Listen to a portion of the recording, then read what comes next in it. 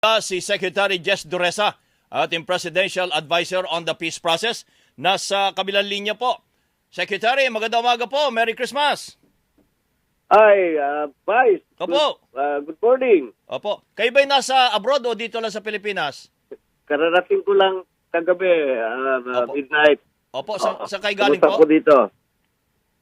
Galing sa New York talking with the World Bank, Washington DC pala at New York talking with mga magsusuporta sa peace process Peace talk. natin. Okay. Of course, kausap natin yung mga Filipino community. Oho.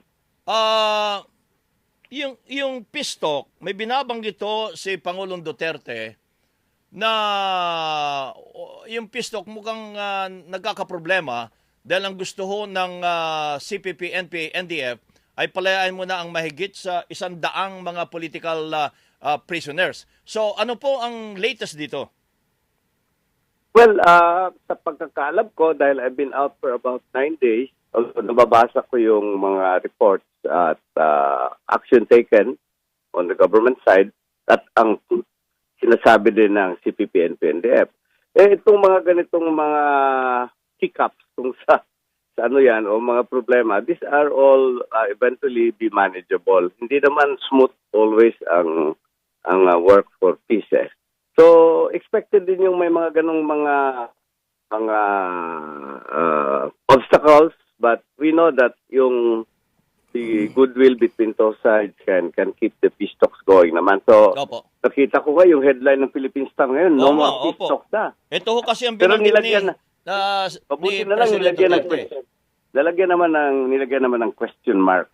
Di ba? Oo. No more peace talks with the Reds. O, it will all the more make both panels work harder to keep the process going. Opo.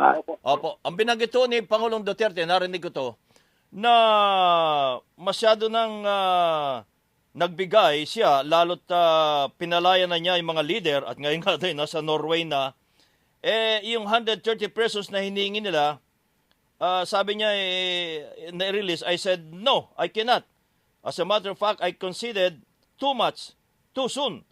Parang pag pinalaya niya 130, parang wala na siyang bargaining power. Ika nga. Well, tingnan natin, and we always take guidance from the President. Okay. Alam mo naman, Okay. di ba? Oo. So, we will look at it.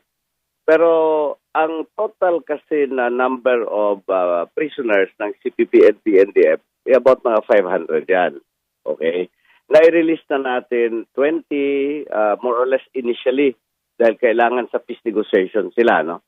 At there is work being done on additional releases on humanitarian and on humanitarian grounds. Ayan ng mga may sakit, mga matatanda na, they are also being looked at now. May mga doon being processed for pardon. Meron na kasi mga guidelines na parang set up in order to how to process yung mga ganong mga sitwasyon. So, this is an ongoing process right now. Pero makinig din tayo sa Pangulo dahil Oho. parang pagkasabi niya, nababasa ko at nakausap ko na rin siya bago ako umalis for abroad. And sabi niya, we will continue to release yung mga prisoners. Pero wag namang gawing parang precondition. Oo. Ibig sabihin, Parang meron usap. kasing lumalabas na statement na, nako, hindi kami pipirma ng bilateral ceasefire kung hindi nyo muna unahing i-release yung mga prisoners namin. Preconditions na yan, di ba? We know naman in peace negotiations, you don't put up preconditions Oho. on both sides naman. So, tingnan natin, this is a continuing effort. Opo. We're working on them. Kayo naman hindi bago na dyan, Secretary. At alam naman natin na yan talaga ang laging kondisyon nila. Kaya hindi natutuloy ang peace talk. Opo. Hindi naman bago yan. Hindi bago yan. Ang importante na both sides are continuously in constant touch with each other. There is a next round scheduled in January, third week of January.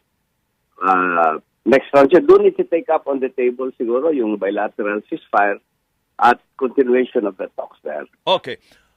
Secretary, ito magandang tanong.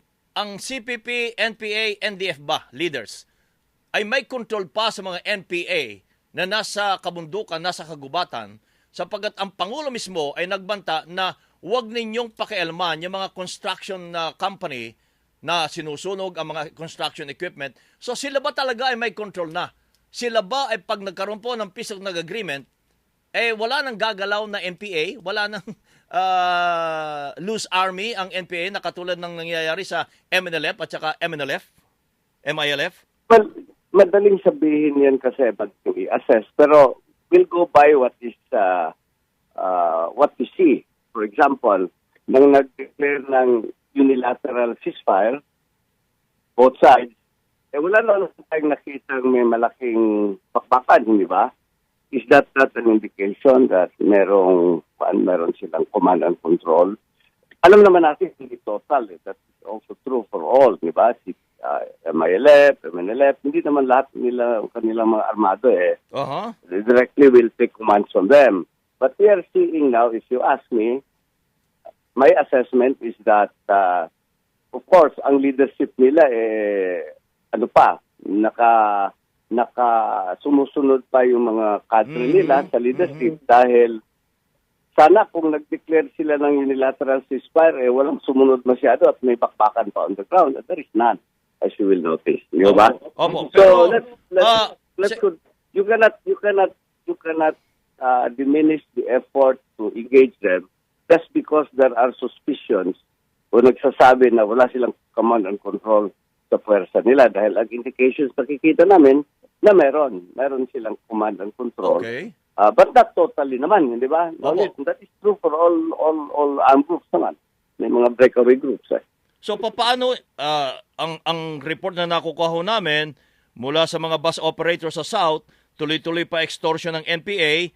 So paano ho yung may kaso ng murder, kidnapping? Teka muna, maklaro lang natin, hindi kasi klaro siguro na yung unilateral ceasefire, wala pang napag-usapan na detalye yun. Sinabi lang, tigil, putukan tayo. But when you talk about the so-called attacks nila or extortionate activities o tinatawag na revolutionary taxes, hindi pa ito napag-usapan on the table dahil yun ang topic na tinatawag natin na bilateral ceasefire. It might be taken up across the table, hindi ba? Okay. Kayo na rin nagsabi nito na ayaw nating nangyari sa Colombia, sa FARC. Hanggang ngayon, wala pa rin nangyayari doon. Inaprobahan na ho yun. Pero pagdating sa taong bayan, ay hindi nila inaprobahan. So, yung ba'y kinukonsider pa rin hanggang ngayon ng ating pamahalaan para maiwasan na tayo pistok ng pistok, gumagastos ang pamahalaan, nag-aaksaya tayo ng panahon, and at the end, wala rin?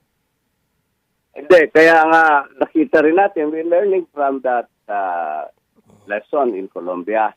Dahil nagkapirmahan ng nagka-referendum sa taong bayan, they rejected it, they disapproved it, no? But I understand that they were able to move it forward now. So dito sa atin naman, without even looking at the Colombian experience, what we have started to do now under the Duterte administration, in-engage na natin as much as possible lahat. Sinasabi natin, yung negotiating table with the Communist Party of the Philippines and with the MILF, the MNLF, yung mga rebelde, these are only small tables, really. Ang bigger table yung the stakeholders, the public itself. And kailangan kasama sila sa engagement as we proceed now with our peace process. Otherwise, mamaya marireject yan. Kita mo naman yung ating nangyari sa BBL natin. Hindi na-aprobahan ng Kongreso dahil may mga haka-haka, may mga agam-agam. So now we are now looking at peace tables, many peace tables now. We're looking at engaging the Lumad. We're looking at engaging the other Bangsamoro groups, civil society organizations. At sino yung gusto makilahok? Mahirap lang trabaho pero it is very necessary to make our efforts.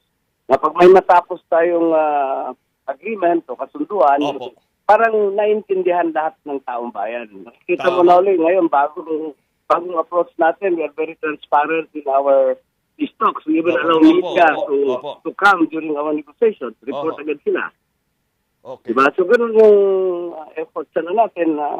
Naman na pag meron tayong mapagkasunduan na hindi i-reject ng taong bayan. Oho. Sige, ang mahalaga ho dito, Secretary, ay tuloy-tuloy pa rin ang usapan. Ika nga.